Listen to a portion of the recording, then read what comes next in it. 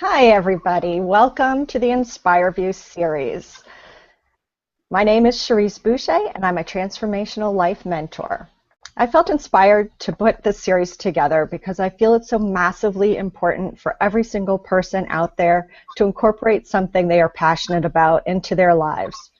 When you weave something into your life that lights you up and excites you, your soul thanks you for listening. Stress is reduced, relationships improve, communication improves, you feel an overall improvement in your well-being. The inspiring people that I'm going to introduce to you in this series are just like you. They've overcome obstacles, they've experienced life in all its aspects, and they've incorporated their passions into their lives. They'll share some insights and tips that they've found most useful to them throughout their lives that have helped them to get to where they are now. I'm so glad you're joining us on this journey to nurture the spark that feeds the fire of your passion.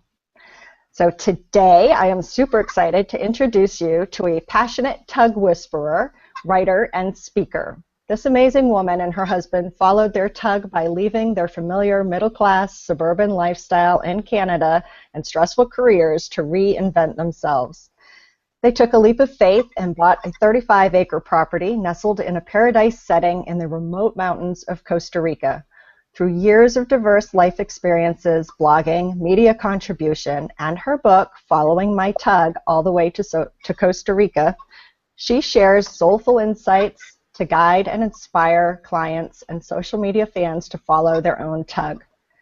As the go-to crackerjack for clients who are on the cusp of transition, she listens compassionately, intuitively asks the right questions, and cuts through the mire with the goal of bridging the gap between the dissatisfied feeling in their gut and the life they truly yearn to be living.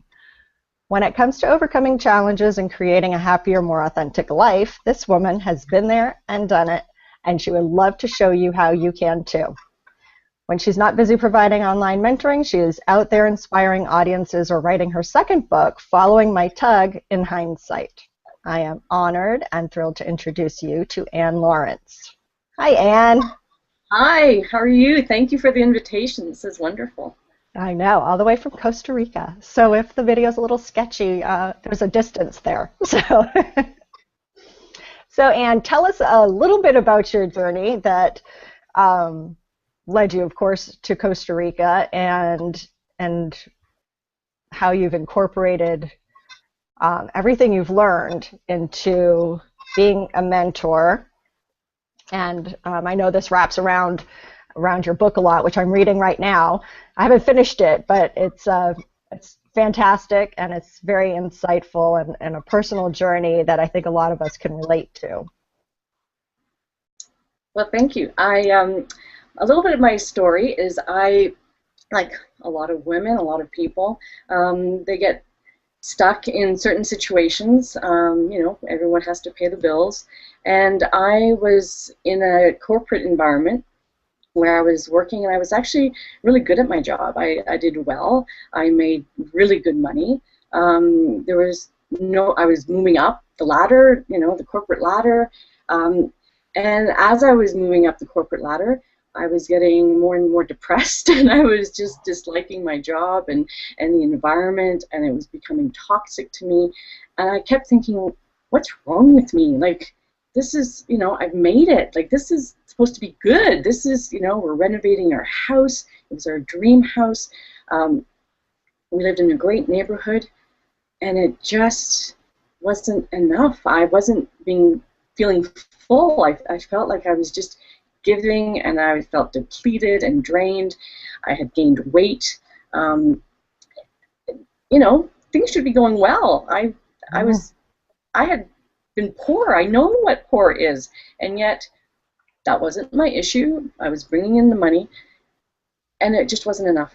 And part of me was like, I couldn't believe that. Like, there must be something wrong with me. But I was looking around, and I was thinking a lot of people feel this way. A lot of people, are not fulfilled in their life, and they just keep going, and they just kind of do their thing because it's what it's expected of us.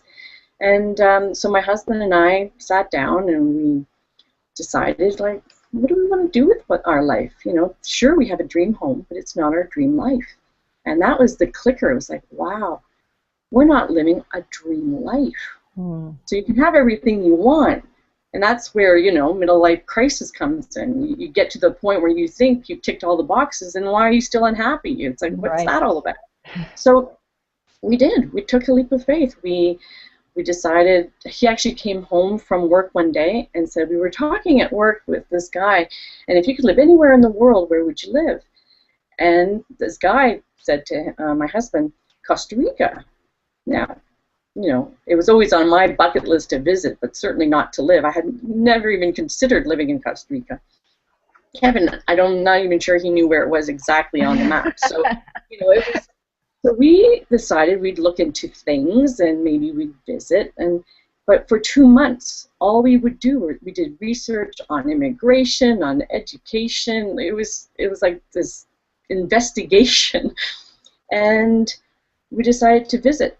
So we decided to visit and just to scope out, like, could we actually do this? Like, is this real? Is this something that people like us can do? We're suburbanites. We speak English. You know, like, what is this all about?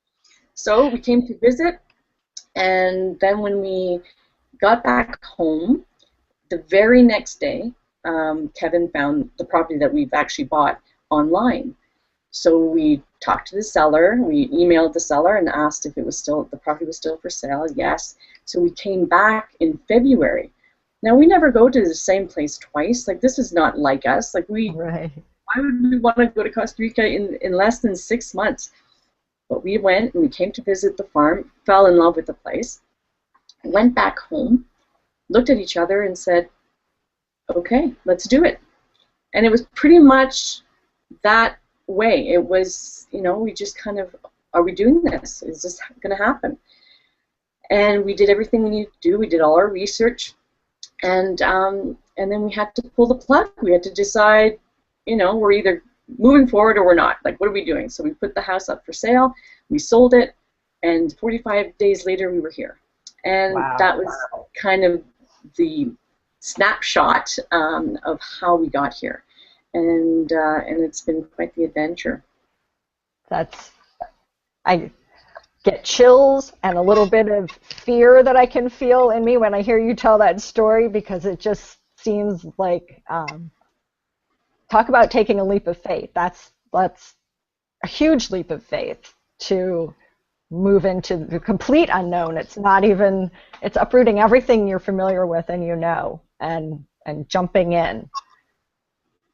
Did you have to do any, or did you have any moments of doubt where you had to meditate on it or anything like that to think if you were really, is this really what we're going to do? And if you did that, can you share like how you really listened to find out if this was something that you were really wanting to do?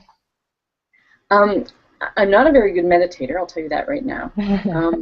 But I am a good contemplator, so I do observe my thoughts. But more importantly, I observe my feelings. And that's become a practice. That's become a muscle. I didn't do that naturally. It's something that I kind of, the more I listen to my tug, my intuition, the better I feel. So if I feel good, then that's an indication that I should be moving forward. I didn't say easy, by the way, just good. So did I have self-doubts? All the time, but the idea of a leap of faith is a leap of faith. But one of the ways you can tell whether it's the right kind of leap of faith is if you feel excited, or if you feel at peace, or if you feel free. All those good feelings, just thinking about it. If you think that thought, what if I moved to Costa Rica? My feelings were, yes, what an adventure. Oh my God, we could, you know, I was feeling it. I could quit my job and all, you know, that alone was enough to, like, I would go anywhere if I could quit my job. So, but I had great feelings. Like I had feelings of elation and of, you know, and then, you know, dreams of, oh, what could I do? And we could have a garden. I'm not a gardener, but I was actually thinking of all the positive things that could become a life.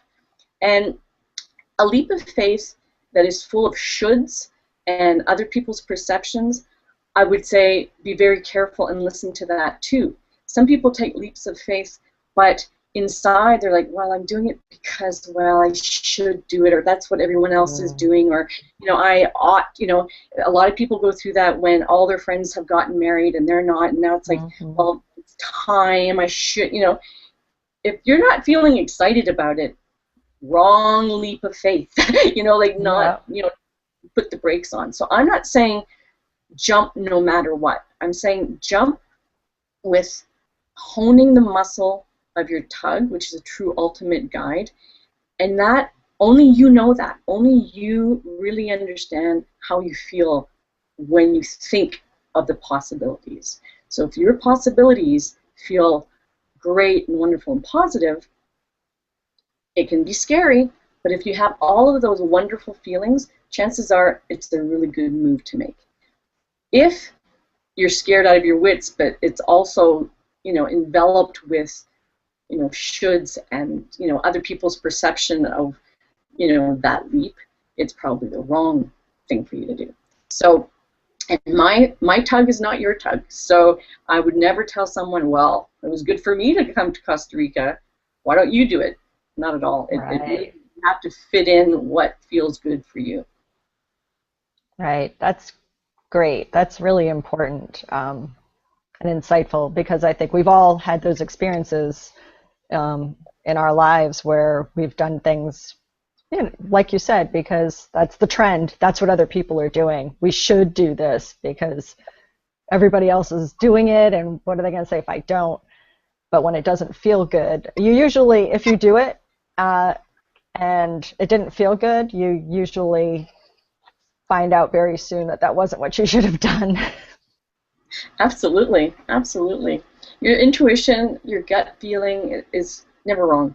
You know, and one of the things that people tend to forget, or they what's the word I'm looking for? They tend to overcomplicate their intuition. They think that, you know, following their tug is a forever permanent thing. It isn't. It's just the next step. So if that next step feels good, do it and take that leap. But it doesn't mean, like, even us moving to Costa Rica, it's not necessarily forever. It was what we needed to do back then. It worked. You know, we were told you can't open a B&B in the middle of nowhere in the remote mountains. Really? Oh, well, we're going to do it anyway. And guess what? People are coming. This is our third year, and we're very, very busy with the B&B. So there's also these other perceptions about what other people are telling you that won't happen or won't work. So for us, it's good for now. And when our tug says we've had enough of this adventure and move on, we won't consider this a failure. We won't consider this, oh, we didn't make it happen. We absolutely made it happen for the time that it was good for us. I think a lot of people, there was a manager at my old work, and he found out that, you know, the big reveal of us leaving to Costa Rica, and he's a bit curmudgeon-y, and he's like, oh, I give you 2 years and you'll be back here. And I said, well, thank you. Oh my goodness, if we make it 6 months, I will consider it a success. So 2 years, awesome.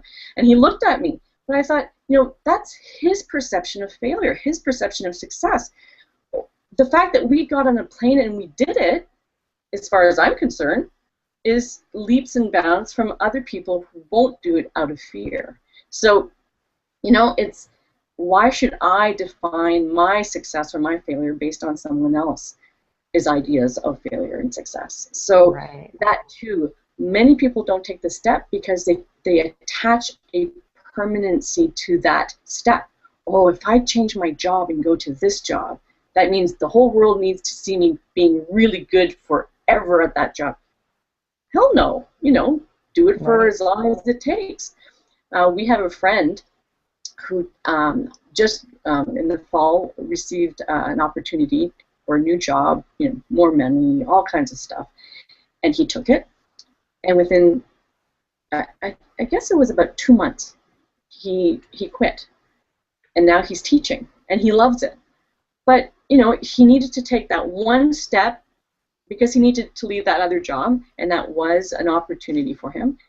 And he very quickly realized, well, that wasn't it. But through that experience, he was able to then take the next step, which was his other tug, which really found his jive and his groove, which is awesome. Yes. He may not have found that without that intermediate step. So, people are very hard on themselves. What if I take this step and it doesn't work out? Course correct. Do something else.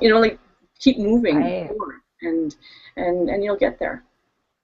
That makes total sense. And I believe the universe sets things up. We can't see it. I wish we could, because I would love to have a little spyglass or be a fly on the wall in the universe, to see what's coming next.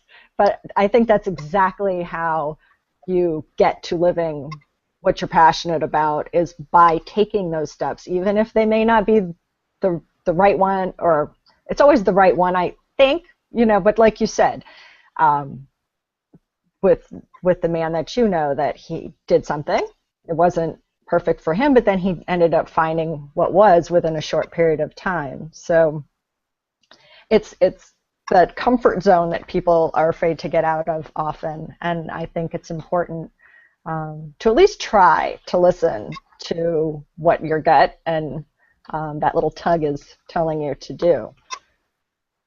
Absolutely. And I also think that people get really crippled with following their passion and doing what they're passionate about. A lot of people don't know what their passion is. And Elizabeth Gilbert, one of my favorite writers, she had this talk. She was on this Oprah tour, and I saw a snippet, and she was talking about, don't worry about following your passion, follow your curiosity. What you're curious about might lead you to your passion, and it may not, but you'll learn something along the way. But some people just don't move forward with anything because they're just so full of angst and not really knowing if they pick the wrong thing, it's all just going to blow up. And I think that people, if they were to just relax, take a deep breath, and just try. Just the possibilities are there. So give it a try. And, I thought for sure my first married name, my last name was Potter. And I thought, oh my goodness, this is amazing because I see myself as a potter. I would love to be this, put my hands in the earth. And I had this knowing that this would be just me. And I took a few years later, I took a class.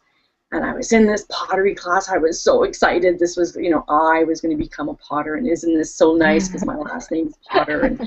And I got in there and it was not the experience I thought. Maybe it was the teacher. Maybe it was the class. Maybe it was me at the time. Who knows? But boy, I sucked at pottery. I was not good. I didn't enjoy it. It was just a mess. And it was like, wow. That's a surprise. That's a huge surprise. In my little head, I thought, oh, I'd be such a good potter. But I'm not. I'm really not. I like it. It didn't. And yet, I still had this amazing appreciation for potters. I have a friend who does do pottery, and now it's like, wow, that's not easy. I totally get what you're doing, and it is a gift, and it is, a skill. So if it doesn't do anything other than, if it doesn't wake up your passion, it will awaken up appreciation in you for other people. And that's all about connection, right? The more you can appreciate what other people do in the world, you feel more connected and you feel grateful that, your gift is your gift and someone else's gift is someone else's gift. But, I just followed a curiosity. I didn't fail. It just wasn't my thing, and it's good to wake up to that. It's good to go, oh, look at that. That's not my bag.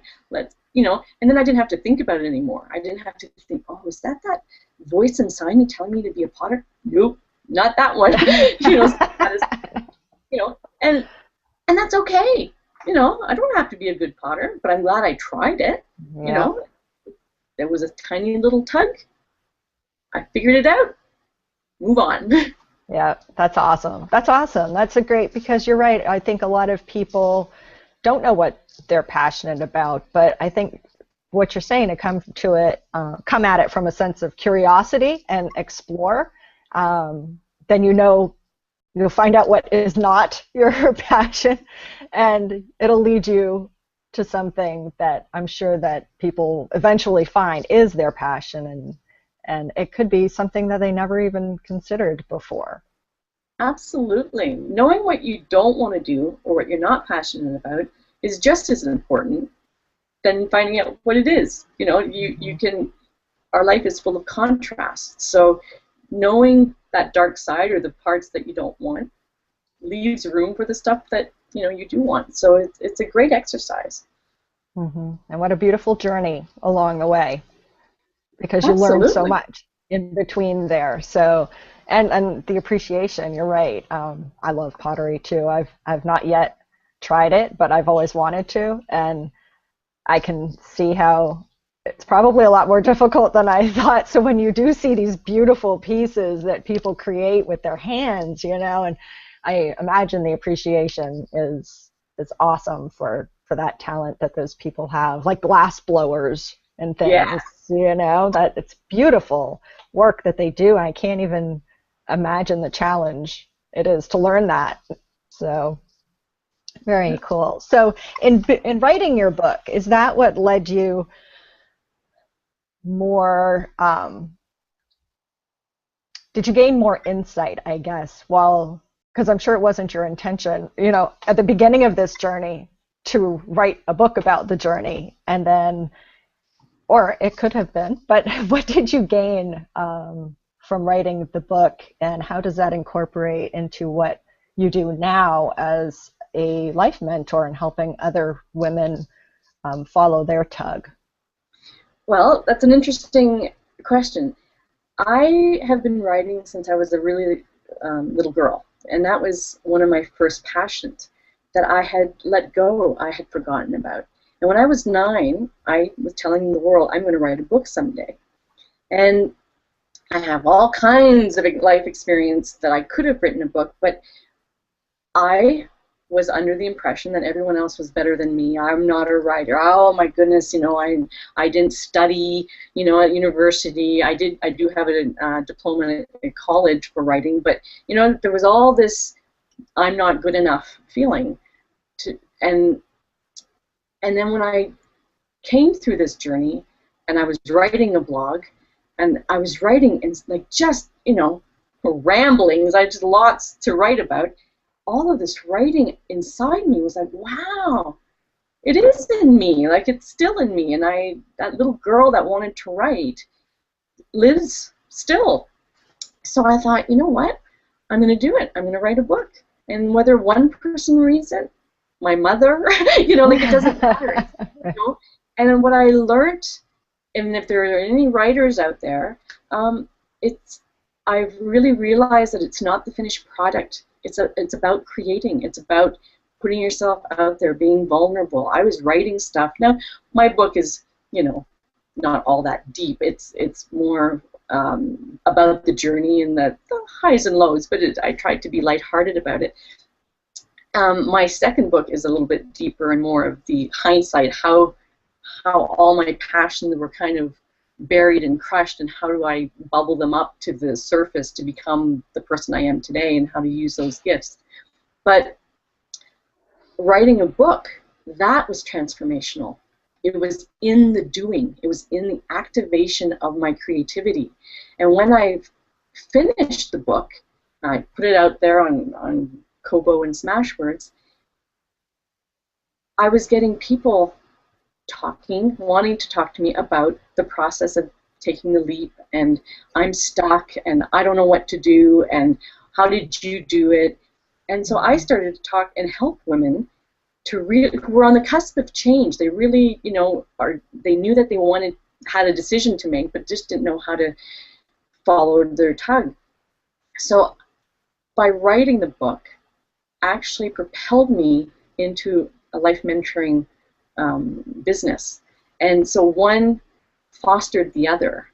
And that's what I think is really beautiful, is that my experience of taking the leap in the first place created an opportunity for me to write a book that I've always wanted to write, but it was the result of writing that book that propelled me into life mentorship. So, you know, you don't always know where it's going to go. Yeah.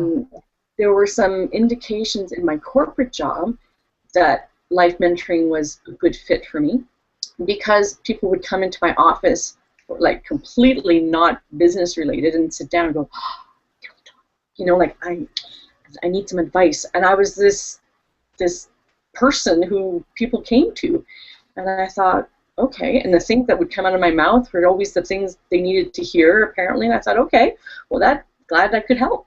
But I never made the connection between making that an actual career move. It was just, you know, a helpful advice kind of situation. So it kind of came full circle, writing the book, first taking the leap, following my own tug, helping other women following their tug became my passion. It's become something that I really like talking about, and helping other women, you know, find the crux of what it is they want to do and how to do it.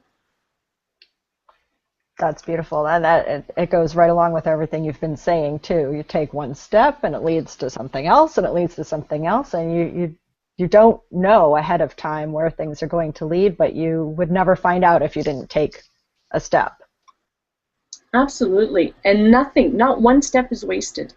You know, even if your step seems like it leads to a brick wall, and there's no, you know, nowhere else to go. You know, you turn around and you take another step and you go in a different direction, but no step is wasted. And I think that's what most people fear. Oh my goodness, if I take this step and I waste my time, you know, how much time are we wasting doing nothing? Like just sitting doing nothing. That's exactly. A lot of wasted time, you know? Yeah. But taking steps and moving in the world and connecting with people and smiling to someone and saying thank you and please, like, nothing's wasted by activating who you are at soul level. And by honoring that, that's where the power of creativity of who you are comes through. It's not just sitting around. I'm all for meditation, I'm all for yoga, I'm all for sitting on a mountaintop and, you know, but I'm also really into the activation of who you are. And most people are afraid because they're afraid of being judged, and they're afraid of being criticized or rejected and so forth. And the truth is that will happen. That will happen for a lot of people. You know, you're gonna come across it. But there's a whole tribe for you. There's a whole other, you know, group of people who will love you just for who you are. So why don't you be loved for who you are, as opposed to being loved by people who don't really connect with you? You know, like it's kind of that. So drop the fear, move forward, take a deep breath, and, you know, and that's when life gets exciting. Quite honestly, that's, you know, you start to feel the movement. Right. It's so true. So true. So I'm so excited about what you're offering to everybody who's watching this and listening. It's very, very generous of you, and I think that in talking about this book in this interview, and I'm in the process of reading it, and so far love it. Anne is giving us this generous gift of a copy of her free book. So could you just tell us a little bit about that? I guess I kind of already did that, but go ahead and tell us about your book. It's very insightful. I'm happy to offer my book as my free gift to all your listeners, and I always enjoy the feedback. It's an ebook. And you can go through Cherrise's will send you a link, and by clicking on the link you will get a code. Make sure you put the code in the Smashword coupon code, and that will give you a free copy. At the end of the book I actually have a bonus link, and if you click on the bonus link, it gives you a scrapbook of all the pictures of the people that I talk to about in my book and so forth. So, so that's just a little extra. And it's just about the journey. It's just about, it didn't, like I said, following your tug is the right thing to do, but not always the easy thing to do. And if you read my book, you'll realize, even in the first couple of pages, all about my passport, and I wasn't allowed on the plane, and I had to get a passport within 24 hours. It was a mess. It was a big mess, but we resolved it, and I kept on pushing through. And I just hope that your readers feel inspired to follow their own tug. That's what I'm here for. I want people to follow their tug, not follow mine, just follow theirs. That's right, because your tug is different than everybody else's, and that's hugely important, because I'm sure that there are even if somebody's tug is the same as or similar as yours, there's going to be different aspects in it. If they wanted to move to Costa Rica or some other country that they're not familiar with, I'm sure you could give lots of insight into that. But still guide them, listen to their own feelings about doing that. Absolutely, yes, because, from minute to minute, the wind changes and all of a sudden you have a different experience. So but you can still learn from other people's experience and go, oh, I remember this person did this. Maybe we won't do that. That's right. But yeah, it's everyone has to experience their own way. Yeah. So everybody can get the link to Anne's free gift on the membership page in the Passion Base on my website at www.cherriseboucher.com/thepassionbase. If you have not signed up yet for updates for the Inspire Views series, please do that, because that will give you access to this. And you can do that on my website, cherriseboucher.com/inspireviews. And that way I can keep you current with the next speaker and if any bonus speakers that may be coming in, because I'm really enjoying doing this, so I think that there might be extras in there. And I want to share everybody's stories as much as I possibly can, because on a personal level, I get a lot out of meeting people like you and listening to your stories. And there's so many similarities I'm finding in everybody's experiences and how to incorporate what you're passionate about into your life. And it's beautiful to be able to connect people with people. I agree. I'd just like to let your listeners know that if they're at all interested in going to my website, it's www.clearlyanne.com, and I have an opt-in on that page as well, a free opt-in, and it actually gives you an exercise of how to get from that dead feeling inside to feeling alive and living up to your dream life. So if people want that free opt-in as well, they're more than welcome to go to my website. Yeah, yay, I want that. So I'm going to have to go there. I don't think I've done that yet. Oh, it's a brand new opt-in. I'm just getting it together in the next couple of days. So by the time this interview airs, it'll be up there. Awesome, awesome.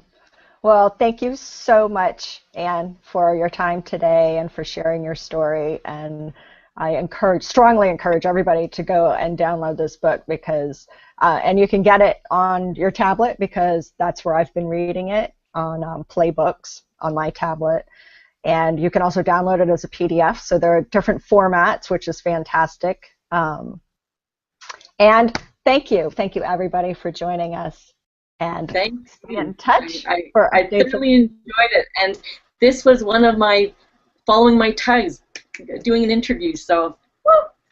Woohoo! Mission accomplished. Fabulous. Thank you, Cherrise. Really appreciate it. All right. Thanks, Anne. Bye.